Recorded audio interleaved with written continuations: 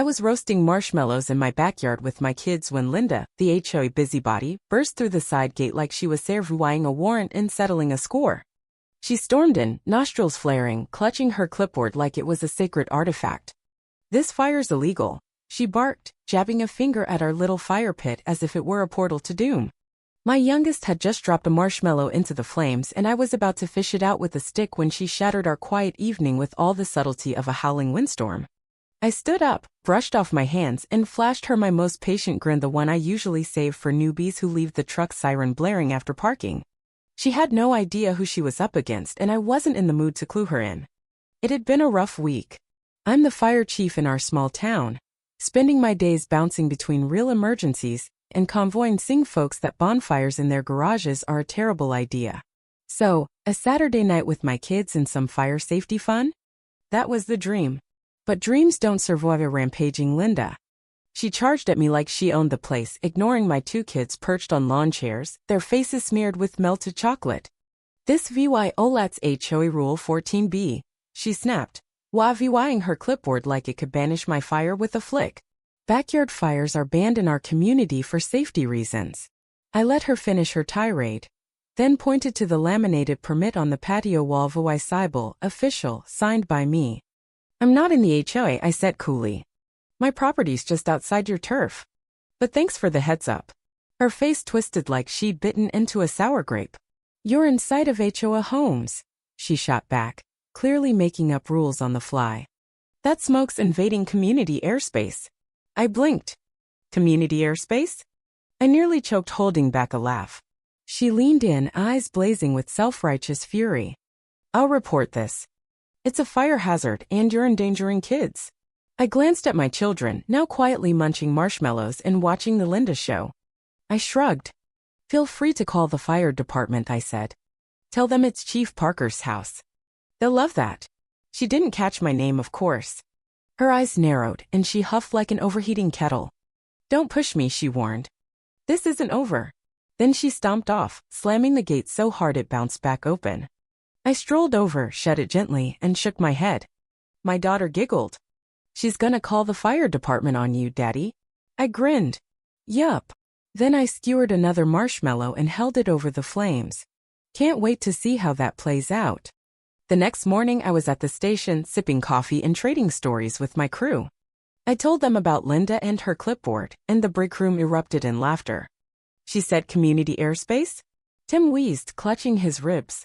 I was mid-recount of her dramatic exit when the dispatcher poked her head in. Chief, we've got a situation." I raised an eyebrow. "There's a woman on the line reporting a reckless fire from last night. Wants to talk to a higher-up because she doesn't trust the local crew to handle its corruption." The room went silent for a beat, then exploded again. I held up a hand. "Patch her through to my office." I walked down the hall, shut the door, and barely hid my smirk as the phone rang. I picked up with my best professional tone. "Fire Chief Parker speaking." A pause. Then her voice sharp, furious, unmistakable. "I'm reporting a serious fire safety violation in your area. A resident had opened flames in a residential zone, endangering kids and creating a health hazard." I waited. "Got an address, ma'am?" I already knew what was coming. "Yes, 242, Oakwood Lane. I think the man's name is Parker." I leaned back. "That's my house." Silence. Then she sputtered, "You read the fire chief?" I could hear her brain scrambling. "Yep," I said. "And that fire pit's inspected, permitted, and up to code. No violations." Another pause. Then the backpedaling. "Well, I was just trying to keep the neighborhood safe," she said quickly. From afar it looked dangerous. "I didn't know it was you." I cut in gently. "I appreciate it, but false reports tie up emergency lines. Next time, check your facts before escalating." She hung up without a word.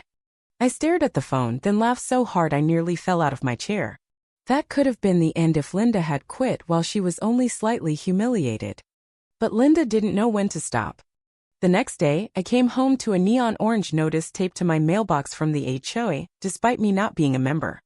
It listed community safety violations and threatened action if I didn't ditch my backyard burning. Attached was a blurry, zoomed-in photo of me by the fire pit, tongs in hand, looking like a suburban pyromaniac. I laughed so hard I almost dropped my groceries. Linda had declared war, and the fire pit was just the fuse. She didn't realize I don't back down when I'm right. This fire was just getting started. Back at the station, Linda's meltdown became our ongoing comedy saga. My crew couldn't get enough. Someone even mocked up a community airspace violation citation for the break room. We were between calls, the mood light, until the second complaint rolled in his time of formal filing with the city's fire safety division. A typed letter, grainy photos, and a demand for an investigation into negligent conduct and abuse of authority by Fire Chief Parker. My name in bold at the top, Linda's signature at the bottom, with her self-made title, Neighborhood Fire Safety Coordinator. I couldn't make this up. Most people would have quit after their first complaint flopped, especially after reporting the fire chief to his own station. Not Linda. She doubled down. Con Vwine said my fire pit Sir Vy Val meant I was part of a backyard fire conspiracy. She emailed the mayor, the HOA board, and the local paper, accusing me of willful endangerment and reckless marshmallow roasting near minors. Tim wheezed so hard he spilled his coffee when I showed him. I knew better than to ignore her. She'd found her mission, and I didn't need her spinning lies to the wrong crowd. So I faced it head-on. That afternoon, I put on my full uniform, polished badge and all, and paid Linda a VY sit. Maybe a face-to-face would calm her down. I knocked, clipboard in hand. The door flew open with theatrical flair, and there she was, arms crossed, nose high, same smug look from her backyard raid. Then she saw the uniform, the badge, my nameplate. Her expression flickered as realization hit. "What are you doing here?" she asked, voice shaky. "Following up on your complaint, ma'am," I said politely. "As the fire chief and the subject of your report, I figured I'd address your concerns in person." Her mouth flapped like she couldn't decide whether to dig in or flee. She chose wrong. "I hope you're not here to intimidate me," she said, feigning concern. "I've already contacted the HOA and city officials. This is about safety, not personal grudges. You get that, right?" I nodded. "Sure. Let's clarify. My property's outside HOA jurisdiction. The fire pit's legal, and filing baseless reports wastes resources. Impersonating a fire official could even be harassment." Her face reddened. "I wasn't impersonating anyone," she snapped. "I'm the community safety advocate. Neighbors are worried about smoke, noise, and unsanitary marshmallow messes." "Unsanitary marshmallow messes?" I blinked. "You mean wrappers?" She didn't flinch. "Kids were licking sticks near flames. It's a lawsuit waiting to happen." Reasoning with her was pointless, like debating a raccoon over trash rights. I thanked her, handed her a copy of my permit, and left. But the war wasn't over.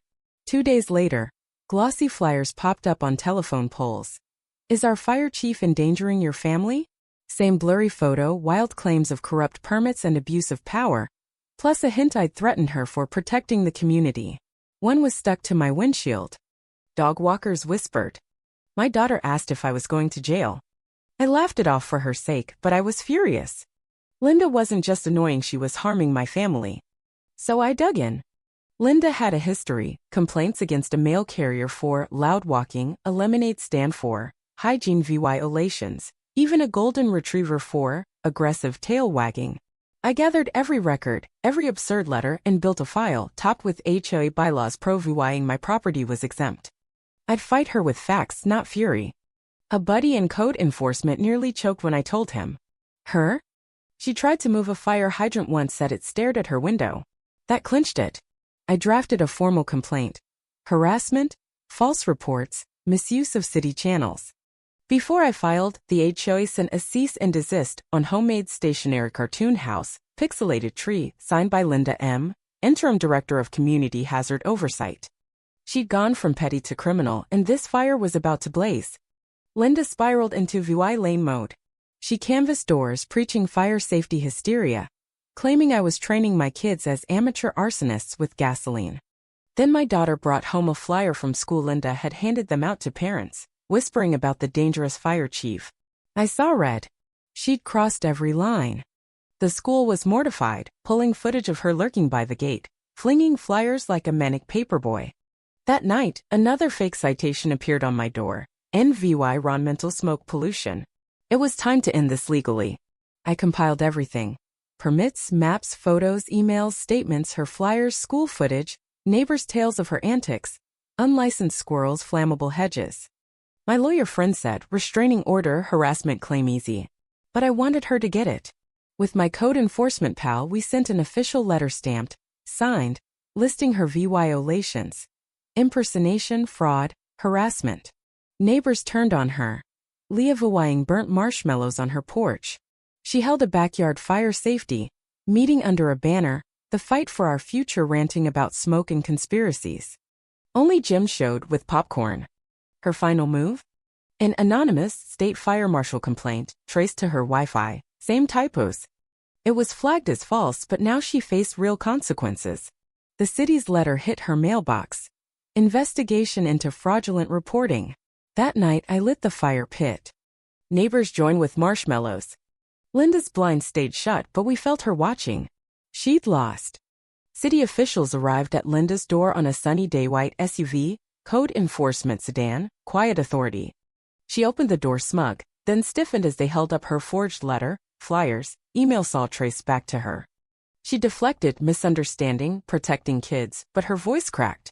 They left after 25 minutes. She slammed the door, pale and shaken. Later, she hosted a fire awareness seminar in her yard, laptop, wobbly screen, 2 attendees, a pizza guy and sleeping Mr. Jenkins. I threw a barbecue, ribs, music, fire pit blazing. She stood alone, then vanished inside. Her lights went out. The mayor commended my restraint under SOIC pressure. Linda's last complaint, running a fireworks stand, was dismissed. She stopped appearing. Her house overgrew, then went up for sale. A new family moved in. Every marshmallow roast feels like justice now. Linda tried to torch me, but I'm fireproof.